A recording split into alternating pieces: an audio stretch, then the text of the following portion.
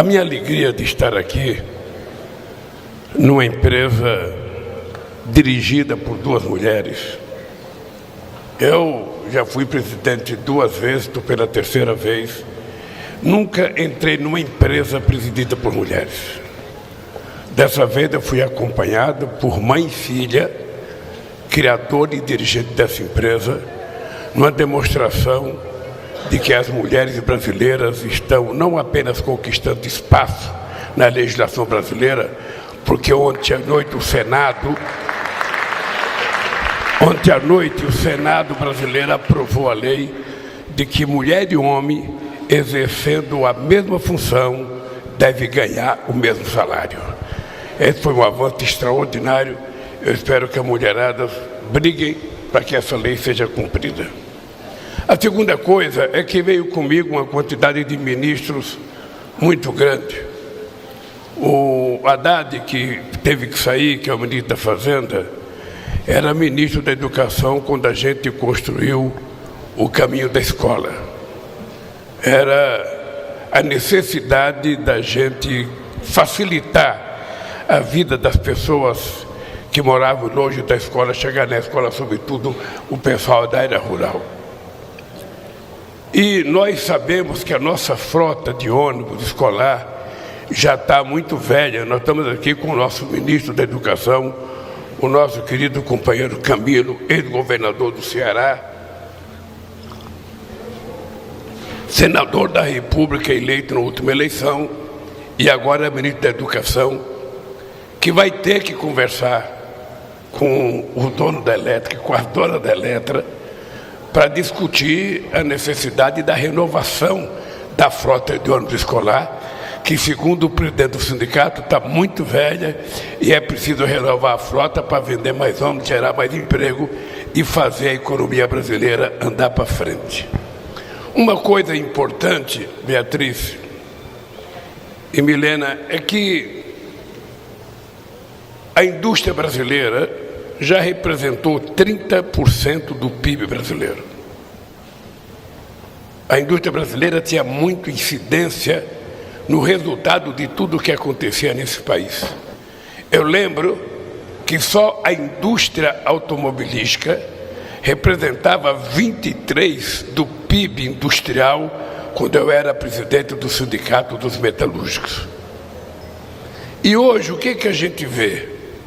A indústria brasileira está sumindo do cenário do nosso país. Hoje, a indústria representa apenas 10% ou 11% do PIB nacional. E todo mundo sabe que houve campanhas imensas para destruir a empresa nacional. Houve discurso que dizia que quem não tem competência não se estabelece. Sabe por que a gente vai ficar comprando produto brasileiro se produto estrangeiro é mais barato, é de mais qualidade? Todas as fábricas de autopeças aqui no Brasil fecharam em determinado tempo.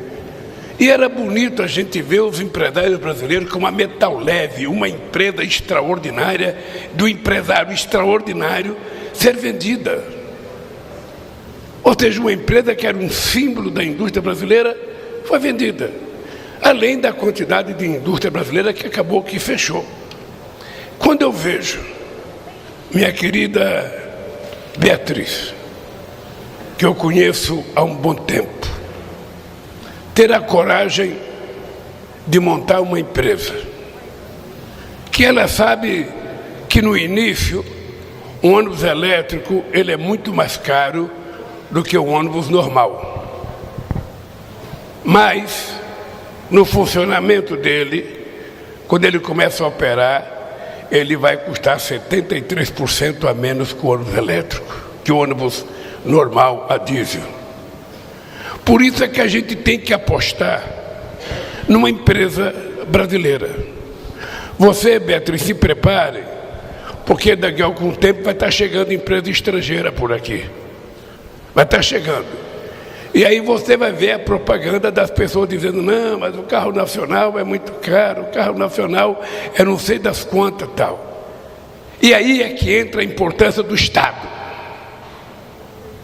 Quando as pessoas começam a dizer que o Estado não vale nada, que tudo tem que ser feito do ponto da forma privada, aí é que entra o papel do Estado. Cabe ao Estado brasileiro garantir a sobrevivência da indústria brasileira para que a gente possa um dia ser competitivo com o mundo exterior.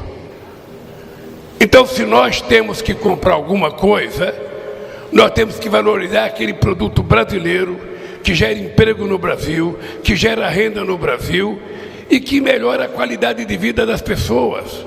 Nós estamos agora, Beatriz, para fazer um acordo com a União Europeia.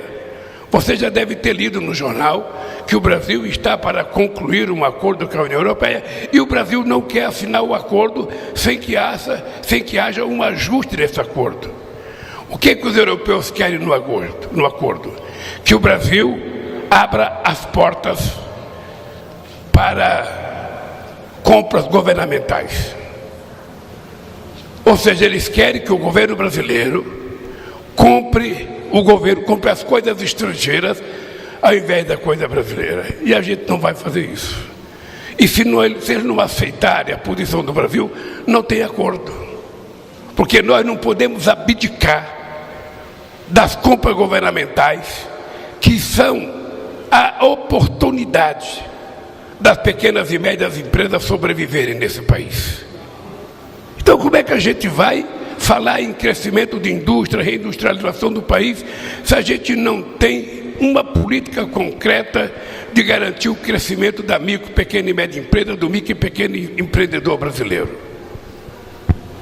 Quando a gente vai discutir isso, não falta artigo de jornal para dizer que nós somos atrasados. Não falta artigo de jornal para dizer que nós somos atrasados, colunista escrevendo que nós somos atrasados. E eu, sinceramente, eu adoro que o Brasil participe, do comércio mundial. Eu adoro que o Brasil mantenha uma relação com todos os países do mundo. Os chineses são o nosso maior parceiro comercial e eu agradeço sempre. Mas em se tratando de negócio, eu prefiro fazer negócio com os brasileiros para fortalecer a indústria nacional. Você pode ter certeza, Beatriz, que a gente vai estar junto nessa briga. A gente vai estar junto não apenas para ajudar a comprar ônibus, aqueles que os municípios precisam e que o Estado, através do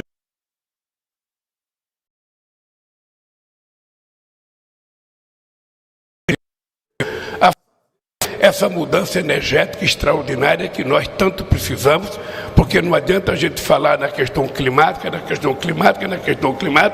falar da Amazônia, mas na hora de fazer as coisas não faz absolutamente nada.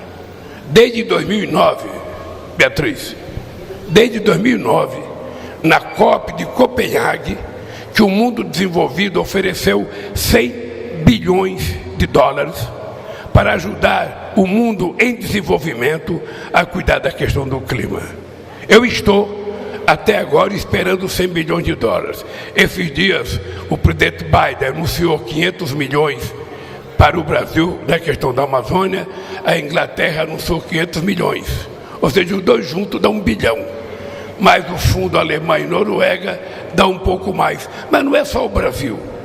A Amazônia não é só brasileira, você tem floresta em 8 países amazônicos, você tem floresta no Congo, você tem floresta na Indonésia, e se eles que são industrializados já desmataram o que tinha que desmatar, eles precisam pagar para que quem tem floresta ainda mantenha a floresta em pé. E convencer a sociedade brasileira que você não precisa derrubar uma árvore para plantar uma soja. O Brasil tem 30 milhões de hectares de terras degradáveis que pode ser recuperada e dobrar a nossa produção agrícola sem precisar adentrar na floresta amazônica. Aí sim a gente vai estar trabalhando a questão do carbono, com a seriedade que precisa ser tratada. Eu quero te dizer, querida mãe e filha, que eu quero dizer para você o seguinte, olha, primeiro orgulho de estar aqui com vocês, que eu conheço há um bom tempo, está na minha cidade, que me formou politicamente. Hoje, quando eu desci no estado da Vila Euclides, para ir na Universidade Federal, eu fiquei emocionado, porque na minha vida tudo começou naquele estádio. Tudo Tudo começou naquele estado em 78, 79, 80. A Universidade Federal do ABC era um sonho. Era um sonho. São Paulo só tinha a Universidade Federal em São Carlos, se não falha a memória. E nós resolvemos fazer em Santo André. As duas juntas já estão com 20 mil estudantes. São uma universidade que é um centro de excelência e pode ajudar essa empresa, porque eles têm convênio com várias empresas brasileiras para ajudar no desenvolvimento tecnológico. Nós vamos ter que fazer uma campanha para os nossos queridos prefeitos que estão aqui na frente, compadre ônibus elétrico, de preferência da Eletra, né? Tentar convencer. Eu vou para a COP nos Emirados Árabes e eu quero levar um folder da Eletra para a gente mostrar que no Brasil a gente já está produzindo ônibus, sabe? E eu conheço a nossa querida Beatriz há muito tempo com a tentativa de criar o ônibus elétrico. Ela começou com um ônibus com motorzinho a diesel que ligava o dínamo e depois esse motorzinho produzia, sabe, eletricidade. Naquele tempo muita gente não acreditou, muitos prefeitos não acreditaram e as coisas não aconteceram. Mas teimosa, como todas as mulheres são, ela teimou. Como dizia minha mãe, teima Lula, teima Lula. A Beatriz teimou, teimou, teimou. E hoje ela é a primeira empresa brasileira a mostrar a cara ao Brasil e ao mundo.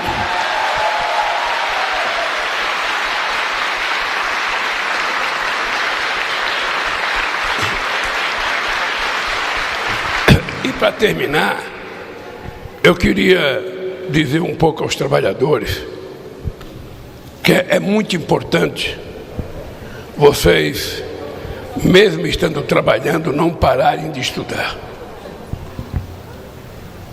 Por favor, não parem de estudar, porque as pessoas que não estudam têm pouca chance na vida.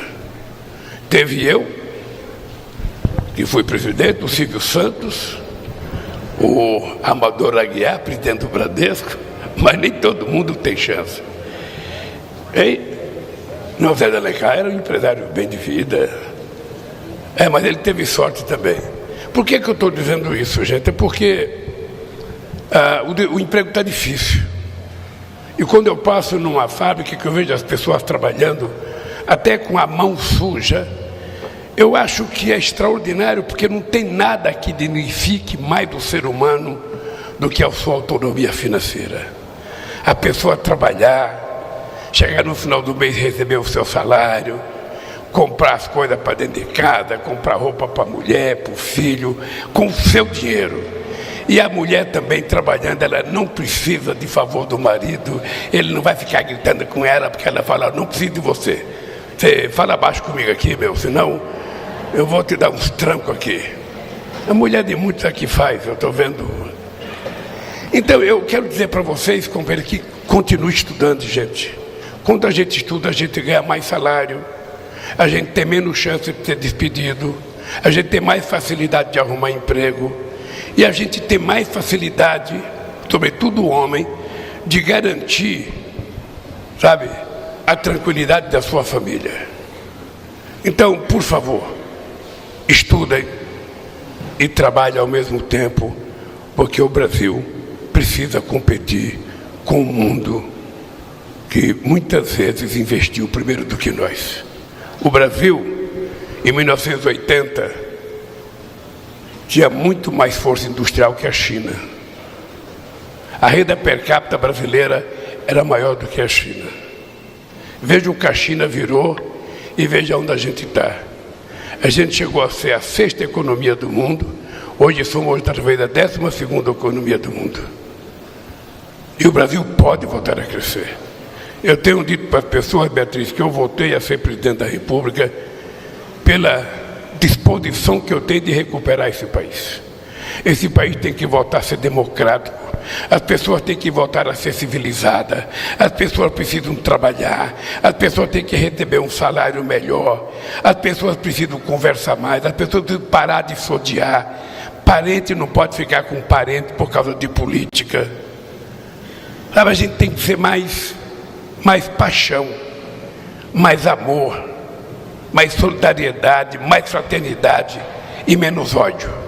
É isso que vai fazer esse país ir para frente. Beatriz, que Deus te abençoe, mãe e filha, e que surjam mais mulheres como vocês, para que o Brasil possa desenvolver mais rapidamente.